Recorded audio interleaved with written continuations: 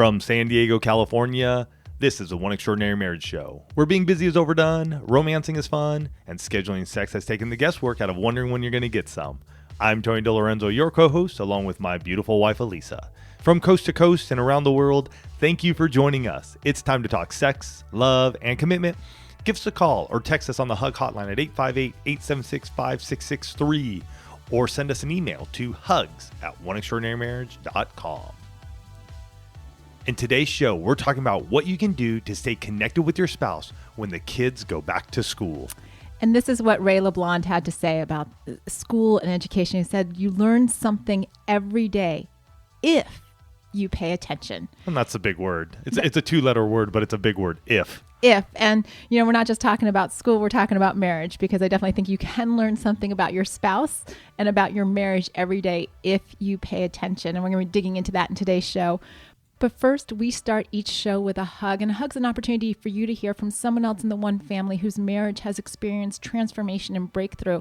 And this week's hug is brought to you by the Position of the Month Club, and we're going to be sharing more about this club and how it's transforming marriages a little bit later in the show. But the hug comes from an email message that we received that said, we recently celebrated 16 years of marriage. When our older kids were younger, my husband had a porn addiction, spent money on it, and looked at it often. The porn hurt in so many ways. We had 2 kids under 2, and I think I was also battling some sort of postpartum depression. I asked if we could do counseling, and he didn't think we needed it. I eventually started seeking attention elsewhere and met a guy online. He made me feel good about myself, and eventually we met in person. My husband and I split up, and during our split, I got pregnant with the other man's child, and my husband ended up buying hookers. So there we were, messed up relationship with me having another man's baby. We finally started counseling.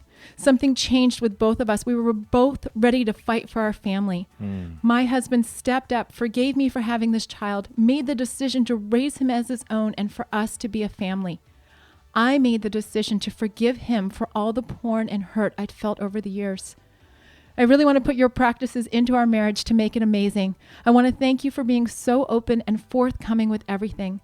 There needs to be more people like you in this world. Wow. What I can say is miraculous. Miracles, willing to find the good, and we don't know all the story, and yet I hear that and I just go, good on you guys, man. Good on you guys. I mean, the big one I picked out of it, forgiveness. I mean, are we really willing to forgive those past hurts, big or small? Because those can make a huge difference. Congratulations to you guys, and thank you so much for that hug. Wow.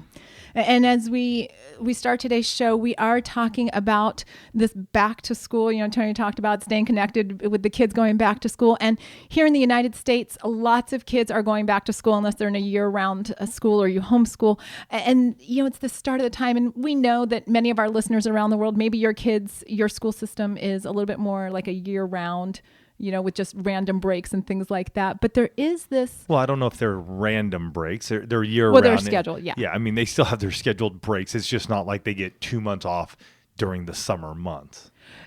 You're right. And random was not the right word. So thank you for that correction. But what we're talking about today is this season for your marriage. And it doesn't matter how old your kids are, or even if you have kids, right? This whole fall back to school season, it's kind of contagious. I mean, it's just out there in the world because you can't help but see the displays. If you walk into a Target or a Staples and there's all the back to school displays or the flyers. Amazon. Yeah, it's all over Amazon. The flyers that show up in the mail and it's the whole thing with, new notebooks and backpacks, and it's the school shoes and the school clothes and who's going to be my teacher and who am I going to hang out with this year? And there are so many unknowns for both, kids and their parents. Well, and I also think of it now as, we come into this new year each year. There's a big push right at the beginning of that new year. As we end one year, we're going into this new year, new vision, new hope, new dreams.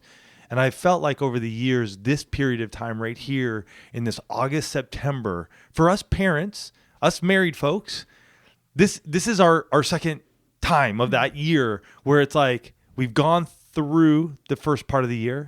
We've gone through this summer break, and here it is again. Our kids are off. They're starting their new school year. And for us, it's also like that new beginning, that new start. What are we going to do right now in our marriages to finish strong as we come to the end of this year? Right. It's January and then August, September. It's almost that reset that like, okay, what have we been doing for the last 8-9 months? And what are we going to do to end the calendar year? Well, and I even looked at in our bathroom, we have our vision card. So every year our church does Vision Sunday. And I love this about our church because it's not about the church's vision for where they want to go, but it's those of us in the community. What's our vision? And we have that up on our mirror so we can see it and we can read it. And I will say it's been up there. And you know what? When something's up somewhere, you see it, but over time you forget about it, right? You have that picture on the wall of your wedding day, and yet you forget about that day until something sort of shifts in you and you go, maybe there was an argument. Maybe there was a tense situation and out of the corner of your eye, you see that picture and you're like, oh my gosh, that was us. That day, that start. Well, that vision card for some reason hit me today. I happened to just look over and I saw it, and I saw the words written down there and the people we've been praying for. And one of them I actually saw yesterday. So it was really cool to see him and talk to him. But again, it's that time of year. It's that new start, that new beginning. Because the reality is that the start of the school year isn't just for kids. Right? Like we've been talking about, it is for all of us adults, and it's for those of us that are married, it's for our marriages too. It's that time that we can get into this. And while, the kids have all of the excitement, there's also some dread, right? Of summer coming, one season coming to a close. Like I really like this season. I don't want it to change. And there's also a little nervousness about what is to come. And I think a lot of that plays out in our marriage. We were having a conversation with our teenage daughter the other day, and we've been doing the new shoes, the new hair, the all the school supplies. She laid out all her school supplies the other day and was just thinking about packing them up. And she was having a conversation with one of her girlfriends, and usually she's in her room, but this one she was doing like right at the top of our stairs, and I could hear the excitement. Right. And she might not admit it to us, but I did ask her, I'm like, are you a little bit excited? Because she's been like, I don't want to wake up early and I don't want to. And, the answer was yes. And there's so much of that because that we need to take a look at, about being excited for what's to come, about being excited for new things, because let's face it, summer is fun.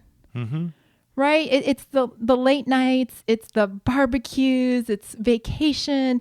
You don't have, the routine is not so structured. You don't have to worry about waking up the kids and getting them out the door. Great things like that. You don't have to make lunches. I don't know if any of you do your kids' lunches. I am always celebrating the last day that I can, before summer break when I don't have to make a lunch anymore. I'm like, oh. Well, and from my perspective, I think the kids can make their own lunch, in all honesty. Elisa chooses to make their lunch. It is true. It's a choice. It's truly a choice because I remember having to make my lunch when I was a kid, and Elisa chooses that. And I will say, I know some of you are going to be like, Tony's absolutely right. It is. There are certain things, and just as an aside, and others of you are going, Elisa's absolutely right. Whichever you choose, that's a dynamic that happens in marriage, right? And you pick your battles. That's not one I'm going to pick my battle on. If Elisa wants to make the kids' lunches, go for it. What I usually say when she gets in a little complaining mood, I usually remind her, I'm like, Elisa, you choose to do this each morning, so do it with a smile on your face and don't complain to me about it, because that's your choice. Right. It is. And, it's like with anything.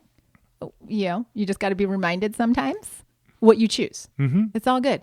It's all good. But as we transition out of like the relaxed, lazy days of summer and heading into this back to school season, there are dynamics that it's not just about the kids. It's about husband and wife. It's about the two of you, because you're dealing with things like the extra traffic when you're trying to get to work. You're dealing with all of the schedules, right? Suddenly we've got sports and extracurriculars and lessons and staying late at school and having to coordinate all the carpools and homework.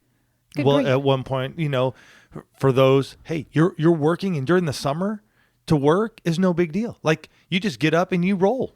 It's no big deal. You don't have to take a kid. Now when you're taking them, Do you have to get up earlier? Do they need to get up earlier so that they fit into your schedule? What happens? What are those dynamics that go on? And even for us, our kids are starting school this week, and I had a meeting scheduled for first thing in the morning the day after one of our kids started school, and boom, it's not going to happen. I had to reschedule that. It was a business meeting, and yet Elise was like, hey, kids are going to be back in school. I'm like, oh, you have to drive someone to school that day. Let me change that. Because it's all of those schedules. It's being exhausted, not just the adults being exhausted, but the kids being exhausted because we're in this place and feeling like with all of the back to school stuff that the two of you might not have that time to talk or connect in the same way that you do when it's summertime and the schedules are a little more fluid and you can be like, oh, and it was interesting because we asked the question on stories this week, what are the things that you find easier? Right? Like those things I just listed were things that were struggles, with the back to school season. But there were some things that you all found easier that I want to share because I think it's important to know what others in the one family are looking forward to in this season. A lot of you mentioned time for coffee dates because the kids are in school from that 8 to 3 or whatever it is. And so you're like, oh, we can actually plan something during that time. The predictability of knowing what time your kids are going to go to bed. And if you have kids, like a lot of you shared with us that whole like summer late night staying up late thing is real. We're there. It is nice to know that they're going to be in bed at a certain time and you're going to have that time together. I think on the other side of that though is the tough part of especially younger kids. Our kids are older, but when they were younger, you go in from this summer of like, do what you want, sleep on the couch, stay up till 10, 11, and now it's like, no. You need to be up at 7 a.m. because we have to have you at school by, 8, but we got to leave the house at 7:30 or what have you. So I find it when they're younger, it's even a little more difficult because they're still like, but just yesterday you let me stay up till 10 and now school started. Now I got to go to bed at 7. How does that work? I will tell you, your teenagers are having that conversation with me. So it's not just a little kid thing. Okay. It's Well, they're not having that conversation with me, but I think for us though, we're not having to be in their bedroom with them reading a nighttime story, True. Helping them wind down. I mean, our kids now at their age are able to self-sufficiently do that. Yes, that is just a function of age of children. But it's also for a lot of couples, as they come out of summer and head back into the school year, it's not having to pay for that additional childcare. So there's a financial ease with the kids being back in school. Yeah. I can't tell you how many people actually use the phrase in response to this question, talking about afternoon delight. Yes. And so for those afternoon sex. Yes. But the phrase, it came up repeatedly, afternoon delight. And I'm like, yay, we have all of these couples in the one family who are like, you know what? We're going to have daytime sex. Yeah. And we're excited about it. So yay to all of you. There was one comment in there that I have to share because when you have teenagers, this is very real. Somebody said one of the things that gets easier was the house staying clean and the fridge staying full. I love it. Amen. Yeah. Right. When the teenagers are not around the house all day, those are things that actually happen. And it's a beautiful thing. And yet the reason it's so important to hear not only what people are struggling with going back to school, but also what gets easier is because a lot of times we can get stuck in our own place of just thinking like the kids, oh man, like I'm going to have to get up early and I'm going to have homework. And it's like this whole little Eeyore voice of all of the negatives that are going to happen in a season. Right. And yet when you hear what people are actually looking forward to, you start to say, okay, wait a minute.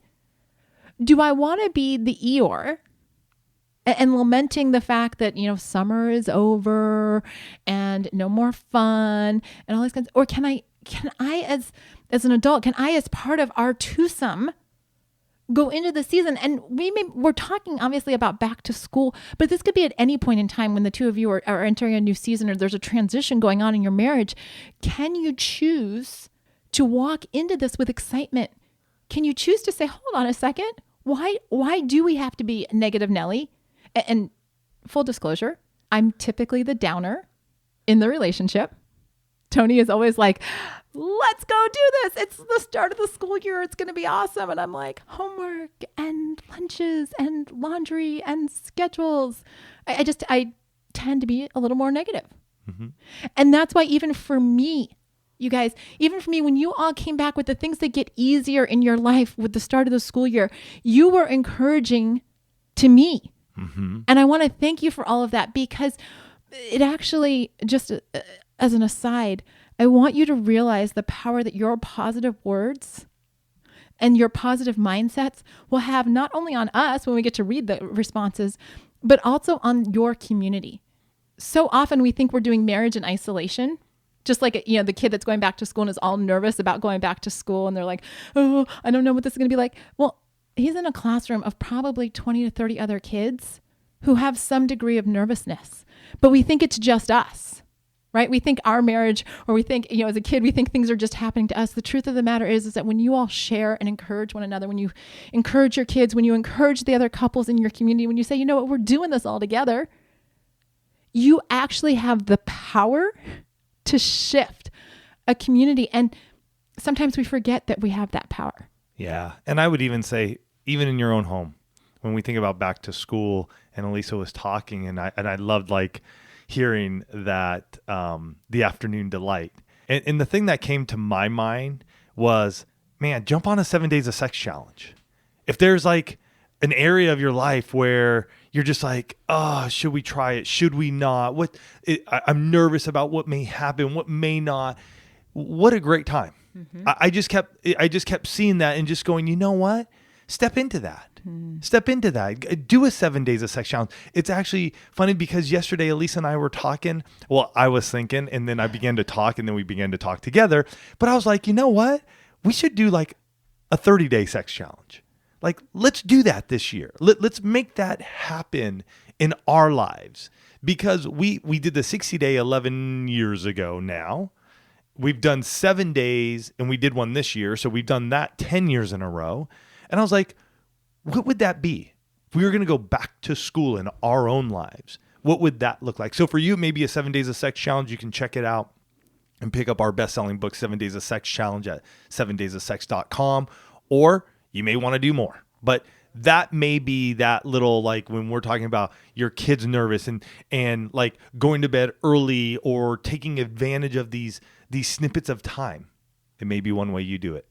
And I just want to say, since I'm usually the one that puts the brakes on things around Tony's big ideas, what I said was... Pump the brakes. I pumped the brakes. What I said was September is going to be really a challenge for us, just because I knew how much travel and everything that we had in September. So instead of saying, no, I'm not up for that, I said, let's look at October. So I just want y'all to know I'm still growing, coming up with good stuff. Did not completely pump the brakes. I just asked for a different month. Yeah. No. And it made complete sense. So that's what we're planning. Of course, I pick a month that has 31 days as opposed to 30. But you know what? It's all good. And it's also our anniversary month. So we'll be celebrating 23 years that month. So let's look at it more as a 23-year celebration. Oh, there you go. There you go. Well, we want to talk about other things that the two of you can do to create a rhythm in this back to school season and in this transition time. But first, we want to share about this week's sponsor, and that's the Position of the Month Club. And the Position of the Month Club is the #1 community for couples who want deeper intimacy, both in and out of the bedroom. It's a community of folks who uplift and encourage one another, who are willing to be vulnerable and take off the masks in all areas of their marriage in order to strengthen their connection together and their relationship, and also to do so with other people that are excited about marriage. Yeah. As one partner shared, I can't imagine losing the sense of love and community that we have in the club. It's amazing to be around couples who are so willing to invest in their marriage and have a heart for growth. The accountability that comes from being a summit partner keeps us going as well. It's amazing when you have that community. We were just on a call with them. Our monthly chat. And it's for the summit partners, as they get involved there, they're a tribe. They're meeting each other all across the country. They're finding that they are not doing marriage by themselves. And that's really, that at the heart of it is what the Position of the Month Club is all about. But don't just take our word for it. Don't take their word for it. Find out for yourself how the Position of the Month Club can transform your marriage. Check it out at positionofthemonthclub.com, because it's more than just a new position each month. It's the resources and the community that matter. So join now at positionofthemonthclub.com. As we've been talking throughout this show, we've been talking about perspective and mindset, whether we're talking about the kids or we're talking about the adults. And as we're moving into this place of new seasons and new transitions, some people get really excited and they love that. And other people, there's a little bit of a hesitancy and a frustration. And we have to remember that we're all individuals. And your marriage is an individual too. It's about finding the rhythm that works for the two of you. Mm-hmm. Right? Some families, they lay out everybody's clothes the night before so the kids just have to, jump into their clothes and go. Other kids, they're like, I'm just going to wake up and figure out what I want. Some families make lunches and have all the backpacks packed. And other families, it's like, just run out the door. Mm-hmm. What works for you? But what I want to say and what I want to encourage you is don't go into this season without a plan. Because as you're heading back to school with the kids, as you're doing all of this, stop and think for a moment, what would change in this fall season if you got intentional and you started looking at your time and what you need to do to be successful before the school year started, right? Look at all the sports and extracurricular activities and figure out if everybody needs to be doing everything every day.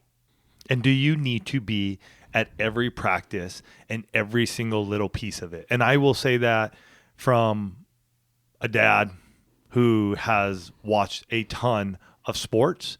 And there are times when I have come to realize that it's actually okay for my kids to go do their thing. Like, do your thing. I remember growing up and I played soccer for a little bit as a kid and it was fun. And I will tell you, I would walk to the park.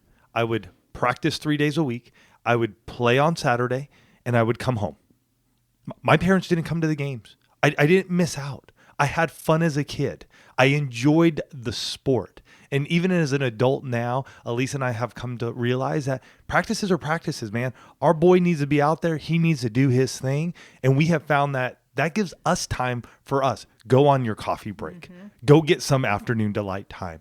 Go get a walk and talk in. So just putting that out there, what is like, it's great. Let them go do that, but still make sure that you're connecting. Mm-hmm. Like, unless you're the coach, I got it. You got to be at your kids' practices and the event. And we're at most games. I mean, I love the games, but the practices, do you really need to be at them? Something to think about. Absolutely. The other thing, because like everybody needs to eat in your household, but I know that there's a lot of pressure to feel that Elisa feels this. No, I don't feel the pressure. For meals? Oh, I feel the pressure to have a meal on the table, but I don't feel the pressure that it's always got to be a home cooked meal. From scratch. No. But you feel the pressure more from grocery shopping. Elisa gets so frustrated. This is an area that Elisa gets frustrated with is the actual just grocery shopping. I like grocery shopping. My frustration, and this is not what the show is about, but I will share it with you. My frustration is that I will go to the grocery store, I will buy food, I will stock our refrigerator, I will stock our pantry, and then the teenagers that I live with, that I gave birth to, will say things to me. I would hope you gave birth to. Well, not necessarily, but they will say things to me like, we have no food. When I went and asked them before I went to the grocery store, what is it that you want? And they're like, just get food. So I do just get food. And then I get we don't have any food. That's the frustration. It's a teenager food thing. But what I was going to say around this idea of plans, maybe you'll meal plan, maybe you'll have one of the meal delivery services, or maybe you'll just decide, you know what? Fridays we're not cooking. Friday's going to be family pizza night. And so you just take that one thing off your plate, but you get a plan around it. Mornings. Let's face it, when we're going back to school, mornings need a plan. Don't just wing it on the mornings thing. How can you as a team make mornings easier? And yes, so we go from morning to evening when everybody's tired and that you got the hangries going on and you got homework and you want to clean up the house. How do you still create time for connection? Right? We have all of the, it's all going to happen, folks. It's all going to happen. You're going to have morning time. You're going to have evening time. And you still want to have connection time. You're not the only one. But I want to give you a little perspective since this is about back to school, right? Teachers, they are the unsung heroes of this time of year, but they get intentional about what they're going to teach our kids, right? They make lesson plans. They spend time researching. We've got friends who are teachers, and I know that over the summer, they're researching curriculum. They're attending camps on writing and different topics and things like that. Why? Because they want the next season for our children to be better. They want to enrich that. They have, like I said, they have their lesson plans for each week. They do conferences with parents and with the kids and with their staff to create that feedback loop. And it's the other thing that they do is they celebrate all the small victories. How many times does a kid's paper come home with a little, stamped smiley face or a sticker on it? Or your kid comes home and goes, oh my gosh, I got a pencil today because I was the first one to do, XYZ. I wonder what would happen if we adopted that education mindset, that teacher mindset, and brought it into our marriage. What happened if instead of lesson plans, we had things like the intimacy lifestyle, a plan for the sexual intimacy? And I would say, if you're on it, this is a time when you double down on it. Like, you make sure that you're initiating on one of your days. You make sure that you guys are sticking to what you guys agreed upon.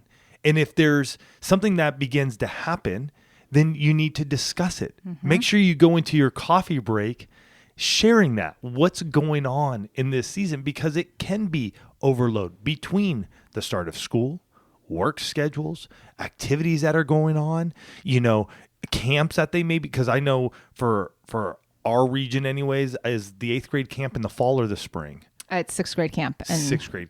Depending, 6th grade camp. Oh, okay. It depends on what school you're at, where you go in the school year. Okay. So there are camps that certain kids are going on, but there's just everything that begins to happen. And it's real easy to just let the intimacy lifestyle just go by the wayside. Mm-hmm. We've experienced that ourselves. And that's why I was saying, maybe this is a time of year where you do stretch yourselves. Maybe that 7 days of sex challenge is something that you do go into because it is going to stretch you a little bit, and you are going to be feeling a little uncomfortable. And it's like, whoa, wait a minute. This isn't what happens this time of year. Well, maybe this year is the year that it does happen. Well, and I'm glad you mentioned the coffee breaks too, because the coffee breaks are like a parent-teacher conference, right? If I could give you the educational equivalent, it's having that feedback loop. It's saying, this is working, this isn't working. We need to do a little bit more here. We need to try this. It's taking what we know works, right? It works to get that feedback from the teacher about what's going on with your kid.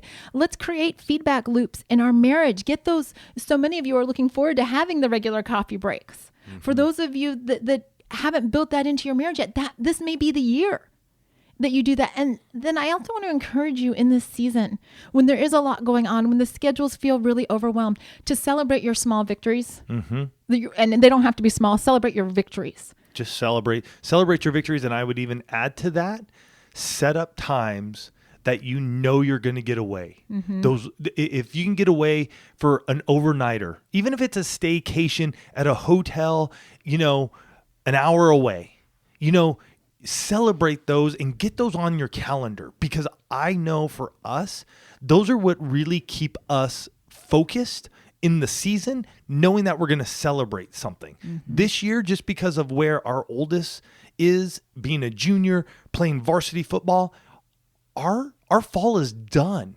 I mean, typically we try to get away for a long weekend during the fall, and we are going to get to Kenosha, Wisconsin at Journey Church for the One Conference. If you guys want to check that out, go to One Live Events. We're going to be there September 21st.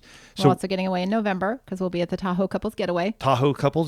But we also have to work around all of those, and those are work things for us too. So it's not just a getaway chill, but we also planned a vacation over Christmas.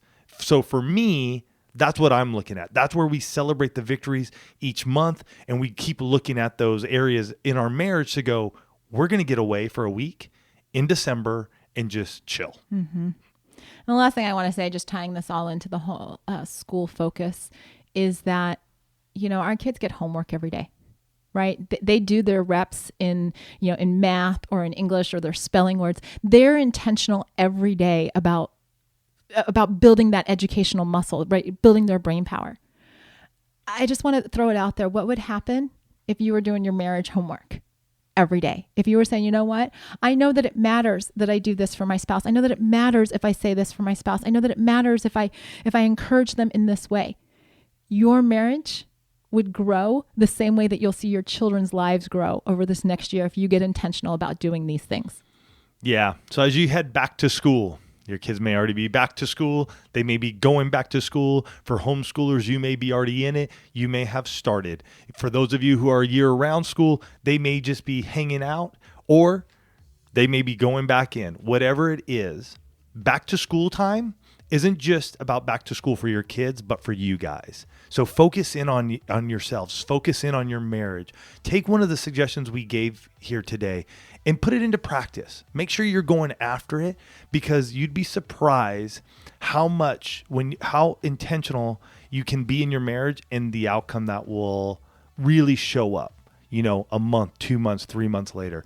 We love you guys. Have a fantastic week. And to all of you going back to school and going through it, we're with you. We love you guys, and we'll catch you next week. Love you guys.